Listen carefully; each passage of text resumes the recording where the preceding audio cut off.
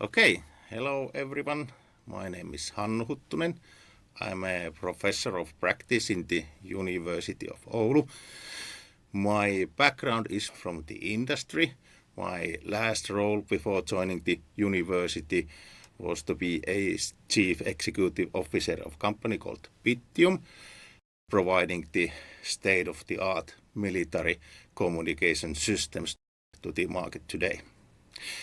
Our topic today is to discuss 6G technology and especially how well that is suitable for the military domain or military communications today, and what kind of challenges or further development areas do we see with that or with those solutions. Okay. So, if you take a look about today's or coming needs in the military communications market. So far, today and in the history, battle management systems, they mainly have been based on voice and short messages. So you could say that sensors in the battlefield have been humans. So you've been calling to somebody there in the front line and asking that how does it look like, etc.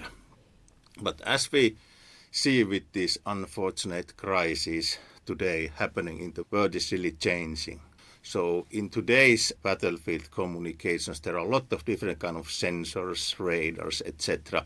There are drones providing both data to the situational awareness systems or battle management systems, and then on the other hand, autonomous vehicles and drone controls for controlling the drones as a part of the weapon systems. So in practice, that means from the communication system point of view that there's really massive amount of data that needs to be transported also in the battlefield environment. And that's not the only requirement for such a communication system in the future. There is a really emerging need for a local data fusion, local edge computing there in the vehicles with the communication devices in the battlefield, really to provide the information needed to do the right decisions and be always like one step ahead of the opposite party there in the decision making. Hypersonic weapon systems, they put even more or even harder requirements when it comes to latency. So for example, when you are trying to defend yourself against hypersonic missiles, there's no room for any latency in the communication between the air defense system and then, for example, radar or sensor. But traffic needs to be immediate. So that means that there's even harder requirement for the communication system in the future in these kind of defense or weapon systems. Situational awareness, this is actually really strategically important. So when you are having a better understanding what's happening there in the battle, you are always one step ahead of the opposite party. And that's equally important than the actual weapon systems. So that's really like a key cornerstone for you to win there in the battle. So this is by far no less important than ammunition or missiles or tanks or any actual weapon systems. So what does this mean? This means that we are having exploding need of low latency, high bandwidth data there in the military communication systems also. And if we take a look how well the current 5G solutions that are already available and coming 6G solutions, how well they then can fulfill the needs of these future military communications. In theory, it's like a perfect fit. So you can really provide these capabilities or performance needed. You have a high data bandwidth, you have ultra low latencies there in the communication systems. Distributed cloud computing, there's fast development happening there in the technology platforms providing this kind of mission critical edge computing capable technology platforms, for example. So basically the pieces that you need to build this kind of future defense communication systems. They exist when you take a look for a 5G, 6G technology. Also, we are seeing field deployable networks there in the 5G already today, smallest being like a man-pack size solutions, providing these capabilities to the field also, not depending to big public or big networks. In theory, we have device-to-device communication capabilities also with this technology. We'll discuss about this a bit later, but this is really something that's essential there in the frontline communication. Then, when you take a look about the capabilities, it's possible to integrate this kind of fast AI-driven frequency hopping to these technologies in the future. Then, when taking a look what kind of challenges we face in that domain by using currently 5G or coming 6G solutions, and what kind of further area of research and development we see that exist here. So first of all, there are a few basic philosophical differences by commercial technology, commercial networks, and then traditional military networks that are in use there in the tactical communications. First being that technology standards commercially are open. That's of course the case. You want to have every player in the industry to be able to develop their products and solutions in there and have an optimal interoperability, etc. But from the military communication point of view, this also means that standards are open for the enemy or for the opposite party also. So that means that they know how your systems are working. And that means that it opens an opportunity for them to develop their own electronic warfare solutions to be efficient against the technology and systems that you are using. So that puts a very high requirements for the technology what comes to, for example, cybersecurity. So how do we make sure that there's no this kind of man in the middle attacks to your network? Also, when you take a look how the current and coming 6G solutions are done from the hardware architecture point of view, they are very distributed. They use a lot of like well-known commercial hardware. And this means that there are also a lot of different kind of attack surfaces or attack vectors that are known for the other opposite party from the cybersecurity point of view.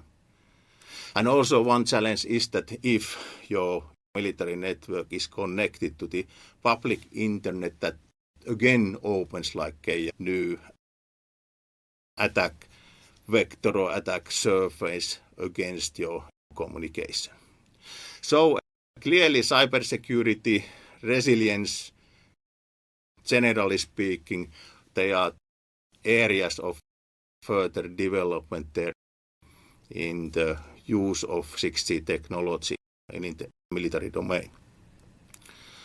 One thing that could be a solution here is that you could have a somehow modified non-public 6G technology version for the military usage. For example, you could think that there could be like a NATO allied forces a specification version open only to the NATO partners or something like that. Then another this kind of like a basic difference in thinking comparing the traditional military networks to the commercial networks is that in commercial networks, the basic idea is that nodes are easy to discover. So it's quite understandable that you always want to form the best possible connection, and for that you need to be able to find all the possible nodes around you to be able to select the right ones, for example. But then thinking about the battlefield and the military communications, It's not so nice if you have, for example, this kind of communication vehicle where you have a field deployable 5G or 6G cell up and running to provide coverage to the vehicle and soldiers around that. If that can be seen from the enemy's signal intelligence systems clearly that this is the position of this node or central of this network, the survivability there in the battlefield can be really short. So this kind of stealth mode in the battlefield is many times essential for your survivability, and this is not the basic way how commercial technology and networks are designed and done. So what can you do? Of course, when you are having very small cells, they are difficult to find from a long distance. But then on the other hand, you only provide very limited coverage around your node there and that may not be enough. Massive MIMO making the communication look a bit more messy from the enemy signals intelligence system point of view, and cell-free MIMO in the 6G even more. So this kind of development where enemy can see that there is a radio traffic in that area, but they cannot see where are the nodes. This is the way how the systems should be further developed from that capability point of view to further improve the performance to the battlefield environment. Then these anti-jamming capabilities. So if you take a look how the electronic warfare or jamming systems today are typically done, you have a basic broadband noise. That means that you are sending noise to all the frequencies around you and blocking all the communication. The challenge is that you need to have a really lot of output power and still the area of impact is quite limited. So how these systems are running today is more like towards this kind of targeted noise, meaning that, for example, for this kind of anti-drone systems, you try to find out, analyze the spectrum that, okay, in this frequency there is a control channel for this drone, and then you focus your jamming signal to that frequency area. And this kind of smart jamming, meaning that this happens automatically. So electronic warfare system scans the frequencies and tries to identify the frequencies that are used and then block those. Then this kind of really intelligent man-in-the-middle type of spoofing type of electronic warfare system, utilizing this fact that standards are open and you know how the system is running. So, for example, if you are there in the middle of some critical communication link with the fake base station, so you receive the traffic and then you forward it further to the system, and system does not know that you are there in the middle. It enables you to, for example, send disinformation for the other party communication, and that, of course, could be a really critical issue. Or then do different kind of protocol attacks, so meaning that you try to mess up time synchronization of the network or send some kind of protocol that jams the whole system, for example. So what can be done or developed further to improve these capabilities in the future 6G networks? Different kind of anti-jamming capabilities. Dynamic modulation coding scheme, meaning that even though there is some interferences and some jamming happening, you get at least some data through by dynamically changing the modulation or coding scheme. Then fast AI integrated frequency hopping, meaning that when jamming system tries to identify the frequency band what you are using for your critical communication, you hop fast, frequently, so they can never lock to the frequency and then focus the jamming against that.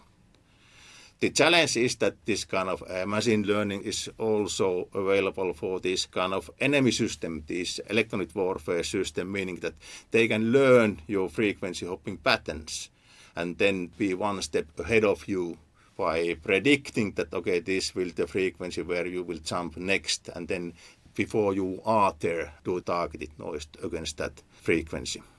So it means that these patterns, frequency hopping patterns, are really important to be effective against these kind of AI-capable electronic warfare systems. And then the whole network, AI-assisted network management, meaning that if some parts of your network are gone, destroyed, jammed, whatever, the rest is still running in the optimal manner. So that if there is a way to get the message through, network should be capable of doing that. Frequency availability is one challenge or area that you should consider today when you are developing 6G technology to the defense usage. So typically commercial technology platforms, components, for example, they are only available to the specified or allocated frequency bands that are in the commercial use. And of course, in the peacetime, typically these frequencies are sold or allocated to some commercial operators that own the frequency bands. So you cannot have your pre-deployable or your own separate networks running in the same frequencies. At least not without agreeing that with the company that's owning the frequency at the moment. So maybe some ideas or areas for the future development. You could ask if it would make sense to have a dedicated 5G, 6G variants for the current NATO bands, for example, that are already reserved for the military communications. And okay, of course, cooperation with the commercial operators to be able to practice, for example, even with the peacetime, how to use your solutions. And then wartime planning. Naturally, if there is a war, then nobody really cares about the frequency licenses anymore, but you do everything that is there to do the best possible communications. Then this device-to-device communication availability and the output power in there.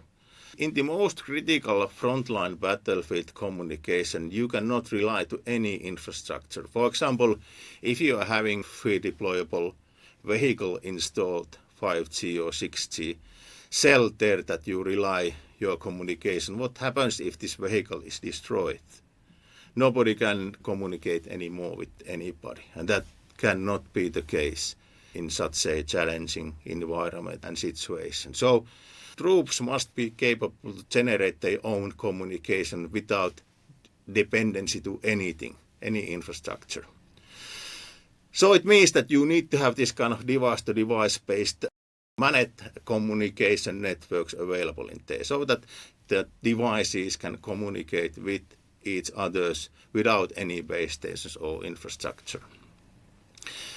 In specification, this kind of device communication is available with the 5G, 6G, but in practice the availability is currently quite limited. It's not widely used anywhere and not widely supported in these technology platforms that are used to develop and build the products. And even though it would be there, if you take a look at the specified solution, low output power combined to high frequency, it may not provide good enough communication range for this kind of battlefield environment. So currently, clearly, it is so that the tactical military radios are used and need to be used for really this frontline communication, meaning that networks are this kind of hybrid networks. Of course, not to forget the satellite links and capabilities provided by satellite communications. So further development or ideas what could be done to improve these capabilities. Higher output power should be enabled in the terminals and maybe lower frequency bands also to improve the coverage. And then naturally having these same anti-jamming capabilities in the terminals like frequency hopping. So this is how the current, or maybe in the near future, military communication network looks like. In combat zone where actual battle is happening, you have these tactical managed networks.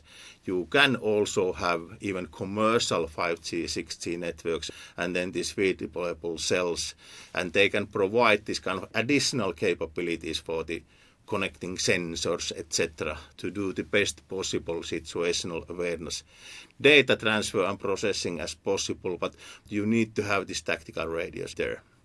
And then in the homeland, where you can assume that there's not so heavy electronic warfare impact from the enemy, you can rely quite clearly for the 5G, 6G technology, have these kind of bubbles around your command posts, around your airplanes, around your ships, for example, and then, of course, the satellites. And then in the support area in the middle, using both. So one question and challenge is that how to manage these kind of hybrid networks, how to integrate everything together to get the best possible output and effectiveness for your communication for this kind of quite complicated overall communication system, including many technologies. Okay, so this was our discussion today. Thank you for your interest.